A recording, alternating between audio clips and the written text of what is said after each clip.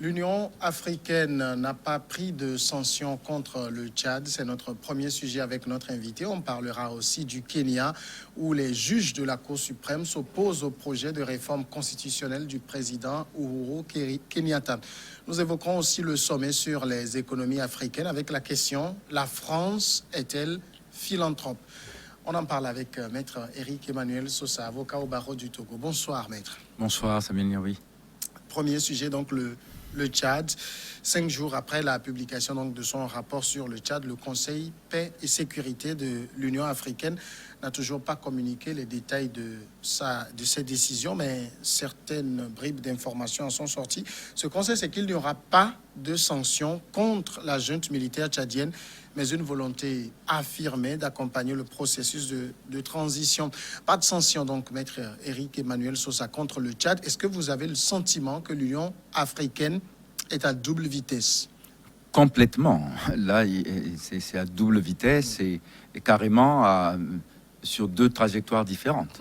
C'est-à-dire qu'en fait, on avait l'impression qu'il y avait un principe qui était arrêté et que ce principe était devenu, en quelque sorte, une norme. La norme et en même temps la boussole du comportement politique dans tous les pays de l'Union africaine. Et maintenant, on se rend compte que de temps en temps, si ce n'est quasiment tout le temps, c'est au cas par cas. Il y a un principe, mais bon, on verra s'il s'applique ou pas.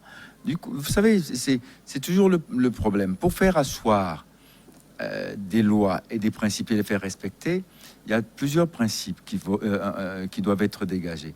D'abord, la prévisibilité et la permanence des principes. C'est-à-dire que je dois pouvoir prévoir que si je me comporte de telle manière, il y aura une sanction. Et c'est l'idée de la sanction qui est dissuasive. Alors, à chaque fois qu'on fait des exceptions à la règle et que on a l'impression que, suivant les circonstances, la règle cède devant les circonstances, pourquoi est-ce que je vais me donner la peine de respecter la règle si déjà, par moment, certains avant moi ne l'ont pas respecté? C'est ce qu'on appelle la jurisprudence. Donc, la jurisprudence tchadienne va désormais guider d'autres comportements qui vont dire, ben, écoutez, le Tchad l'a fait, il n'y a pas eu de sanction, pourquoi pour moi il y en aurait? Je me souviendrai toujours avec un certain émoi de 1999 quand aux Comores, le colonel Azali avait pris le pouvoir. On avait appelé ça un coup d'État.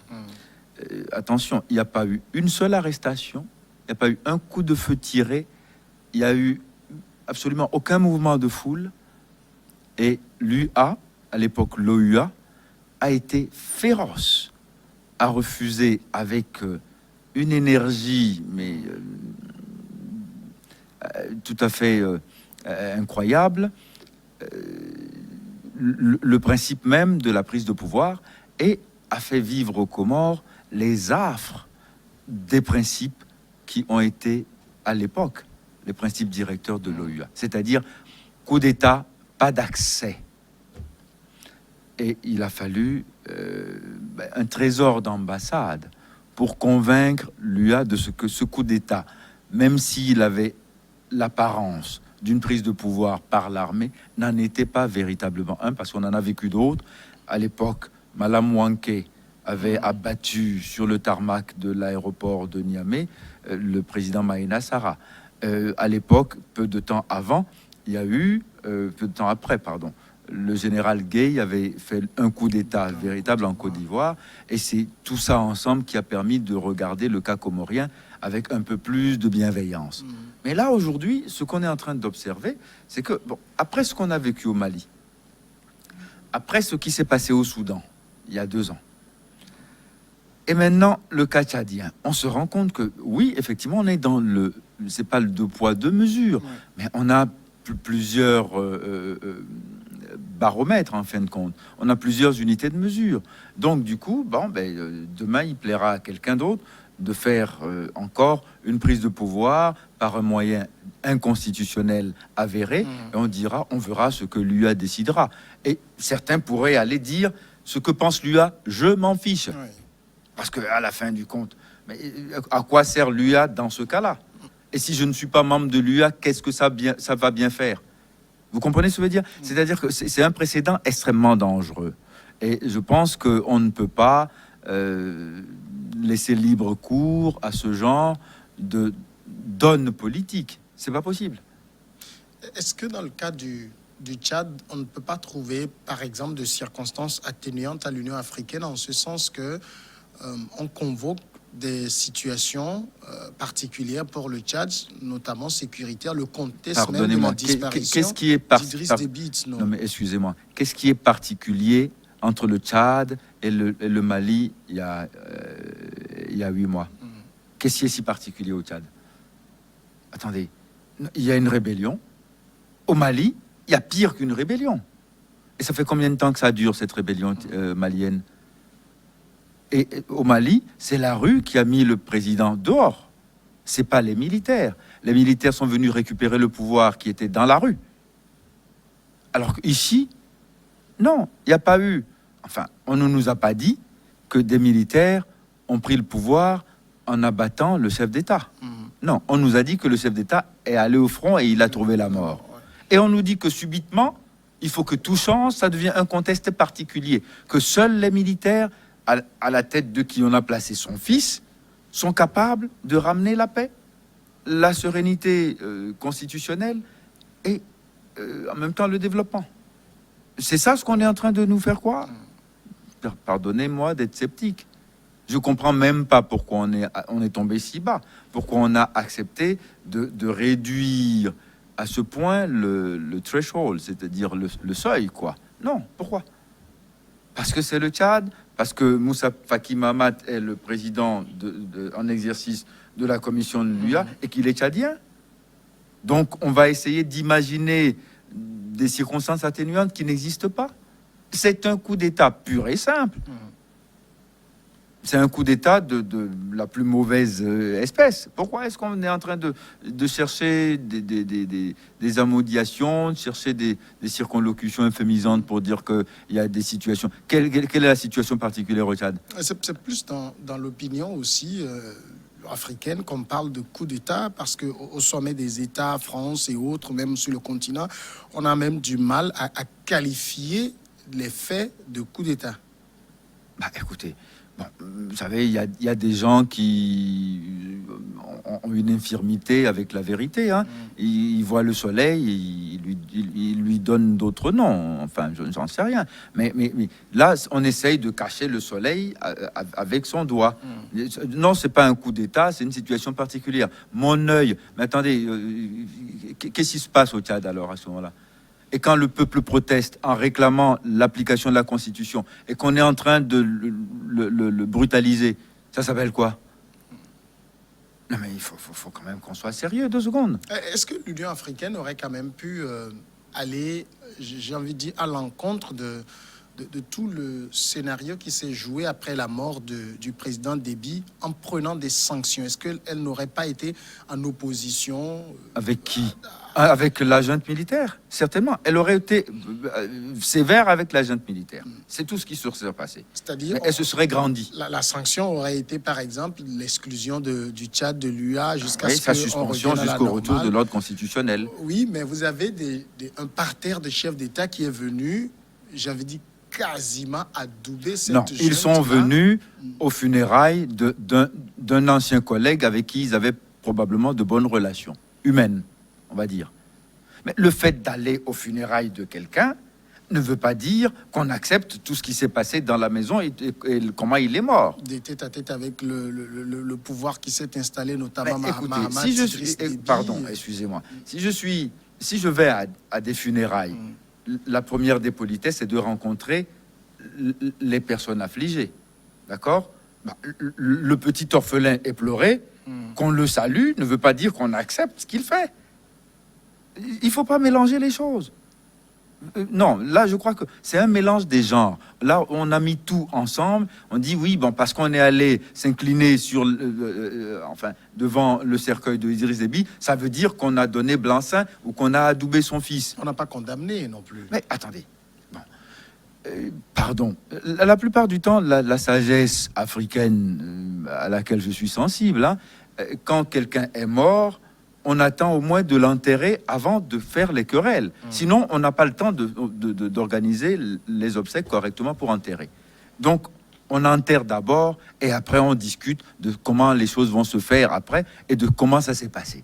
Mais c'est pas quand le mort est comment dire sur la chapelle ardente qu'on fait les querelles de famille. Dans les milieux bien élevés, c'est comme ça qu'on fait. Et le fait d'être allé s'incliner sur la dépouille de Idriss Déby ne veut pas dire acceptation, blanc-seing, ratification de ce qui s'est passé, de la prise illégale du pouvoir à N'Djamena. Ceux qui disent ça sont de tout à fait mauvaise foi. Ils font une falsification de la réalité tchadienne du moment. Non, je pense. Enfin, bon, maintenant, je ne suis pas dans la tête de tous ceux qui y sont allés. Oui. Peut-être que certains y sont allés pour dire bravo, merci, on est ensemble, bon, en donnant tous les encouragements et les garanties possibles, j'en sais rien. Mais ceux qui l'ont fait, il faut qu'ils sachent qu'ils ont joué contre l'histoire. En même temps, contre l'histoire. L'Union africaine, dans sa décision qui va paraître bien sûr, n'a pas semblé donner blanc-seing à ce qui s'est passé au Tchad. Elle n'a pas sanctionné, mais elle oblige un peu la junte à partager le pouvoir et surtout les membres de la junte. Elle l'oblige, vous pensez? Elle l'oblige comment? C'est ce qu'elle recommande en tout cas. Ah oui, très bien, oui. Enfin... Et surtout les membres de la junte ne pourront pas se présenter aux prochaines élections. C'est l'UA qui impose ça? C'est pas encore dans la charte de transition, mais c'est ce que recommande l'Union africaine. Oui, d'accord. Bon, mais très bien. On va voir ce que ça va donner. On va voir si ça va être respecté. Et si ça n'est pas respecté, l'UA va faire quoi? Elle va, de façon post-datée, sanctionner après parce qu'on n'aurait pas pris en compte ces recommandations au niveau des élections. Mais s'il y a une transition, c'est pour faire quoi? C'est probablement aussi pour... Enfin, la Constitution, pour l'instant, elle est mise sous le boisseau. Bon, probablement qu'il y aura une nouvelle Constitution. Probablement. Oui. D'accord? C'est le minimum que la transition pourrait faire. Ou alors, elle ressuscite, elle remet sur la table la Constitution dont elle a fait l'auto-da-fé. D'accord? Bon, alors quand elle va revenir, qu'est-ce qu'il y a dedans? Ils sont capables de l'appliquer aujourd'hui? Quand on a forcé le président de l'Assemblée qui était constitutionnellement qualifié pour prendre le pouvoir, à démissionner, quand son vice-président s'est mis aux abonnés absents, c'est avec ça qu'on va nous dire qu'on a restauré la Constitution au profit de Monsieur le Prince? Non, mais il faut arrêter. C'est-à-dire qu'on ne sera jamais pris au sérieux avec ce genre de comportement. Et quand on a des institutions supranationales qui se couchent, littéralement, se couchent. C'est bien ce qui s'est passé. Là, vous savez, ils se sont mis à plat ventre. Parce que, au Tchad, il y a une situation pseudo-exceptionnelle qui commande que, finalement, le fils, c'est mieux que tout le monde. Attends, général 4 étoiles à 37 ans, mais franchement. Et donc, du coup, paré de toutes les vertus, et il a toutes les qualités. C'est Superman. Grâce à lui, le Tchad ne connaîtra plus la guerre. Vous allez voir, dans 3 jours, la rébellion, elle est foutue. Et on va organiser des élections dans de super conditions, inclusives. Il va se mettre à pleuvoir correctement au Tchad, à bonne date, selon les saisons. Franchement, non mais faut arrêter. Deuxième sujet, c'est le Kenya. C'est un spectaculaire coup d'arrêt à la réforme constitutionnelle voulue par le président kenyan Uhuru Kenyatta, qui a donné jeudi 13 mai la Cour suprême. Ce projet baptisé BBI, Building Brights Initiative, devait être adopté par référendum avant l'élection présidentielle de 2022, mais un panel de 5 juges a notamment estimé que le processus lancé en 2018 par le chef de l'État pour aboutir à cette réforme était tout simplement illégal. Mais tout ça, le Kenya avait déjà donné un bel exemple, j'ai envie de dire, de séparation de pouvoir et d'indépendance de justice à la présidentielle dernière. Voilà encore un autre. Oui, mais ça prouve par la réitération que les juges kenyans sont en train de dire au monde entier que eux au moins sont indépendants. Totalement. Mais il faut avoir en Afrique noire un certain culot pour dire au président non, la réforme que vous êtes en train de vouloir insuffler est illégale et vous ne la ferez pas. C'est à ça qu'on attend un juge. Voyez-vous, c'est à ça qu'on attend un juge. C'est-à-dire que le juge ne doit pas capituler, se mettre à genoux devant le plus puissant. Et là, les juges kenyans sont en train de le montrer pour une deuxième fois. Et je l'avais dit déjà, et d'ailleurs, la première fois, ça a été un cas d'école intéressant que j'ai observé avec énormément d'attention. Cette fois-ci, ils sont en train de réitérer avec finalement beaucoup d'aplomb, et ça donne envie de les suivre. Et il faudrait qu'on puisse citer les juges kenyans dans les annales des facultés de droit, comme étant des juges exceptionnels en Afrique noire, avec les juges malawites, par exemple. Mais on n'en a pas beaucoup. Donc quand on en a de temps en temps, il faut au moins les citer. Les juges sud-africains ne sont pas mal non plus, parce qu'ils n'hésitent pas à dire au président son fait, même quand il est au pouvoir. Voilà, c'est ça qu'on veut. C'est ça. Vous voyez, et que des juges se disent, je peux faire ça sans rien craindre pour ma vie ni pour ma carrière. Parce que, voilà, je suis là pour faire ce job, qui est un job d'une certaine noblesse, et qu'on me laisse le faire simplement, est à mettre au crédit de celui qui laisse faire. Ça, c'est exceptionnel. Mais quand on regarde, c'est vrai que la décision que les juges ont lieu à la télévision pendant plus de 4 heures de temps est très technique. Oui. Dans le fond, la conclusion, c'est que ce projet de réforme est illégal. Le président peut même être poursuivi s'il soumettait ce projet à référendum. Mais dans le fond, ce que propose le président, c'est pas si mauvais que ça. On a l'impression d'une constitution étanche. Voilà. Le problème, il est celui-là. C'est-à-dire, en fait, d'après la constitution kenyane, pour qu'il y ait modification, il faut que certaines conditions soient réunies. Oui. Et ce sont ces conditions qui ne le sont pas. C'est-à-dire que, en fait, ici, c'est la titulature même du président pour proposer une réforme constitutionnelle qui est questionnée. Mais qui es-tu pour venir dire que c'est comme ça qu'on doit on doit réformer la loi? Qui es-tu? C'est ça ce qu'on on est en train de lui demander. Tu es président de la République, contente-toi d'être président de la République. Les réformes constitutionnelles, et en tout cas leur initiative, n'appartiennent pas au président de la République. C'est ce que la loi dit. En tout cas, s'il ne l'a pas bien compris, les juges lui rappellent que c'est ce que la loi doit représenter. Et je pense que là-dessus, ils ont fait leur travail à minima, en tout cas. Mais ils le font bien. C'est clair, puisque les juges précisent que le président ne peut pas être à la fois initiateur et arbitre de l'amendement de la Constitution. C'est pour ça que je parle de sa titulature. Il ne peut pas être arbitre et initiateur. Voilà. Donc, même si, dans le cas kenyan, il ne change pas la Constitution pour pouvoir se présenter. Le fait qu'il se représente en 2022 est totalement exclu, et je crois que ça, il l'a bien compris. Et pourtant, il est en train de proposer une réforme qui, en soi, n'est pas aberrante. Mais les juges lui disent, monsieur, c'est pas votre job. C'est pas pour ça que vous avez été élu. Ne vous mêlez pas de ça, laissez les autres plus qualifiés que vous le faire. Je pense que la messe est dite. S'il peut comprendre ça sans colère, ce serait une bonne chose. Si certains vivent ça comme un affront fait à leur pouvoir, et ils confondent le pouvoir, enfin, la dignité d'être président avec un pouvoir infini. Non. La dignité de diriger un pays ou de représenter les citoyens ne doit pas dégénérer dans un pouvoir absolu et dont on use à sa guise. Non. Le juge, justement, de la Cour suprême considère le processus null ab initio, mais le procureur général pense qu'il peut faire appel de cette décision. Merci d'avoir dit ça comme ça. Le procureur général. Alors, à chaque fois, on le dit. Vous savez, le procureur général, en fait, c'est un prolongement de l'État, du gouvernement dans la sphère judiciaire. Donc, bon, s'il a reçu instruction du ministre de la Justice de faire appel, il fera appel. Il n'a pas, lui, la même indépendance que les juges du siège.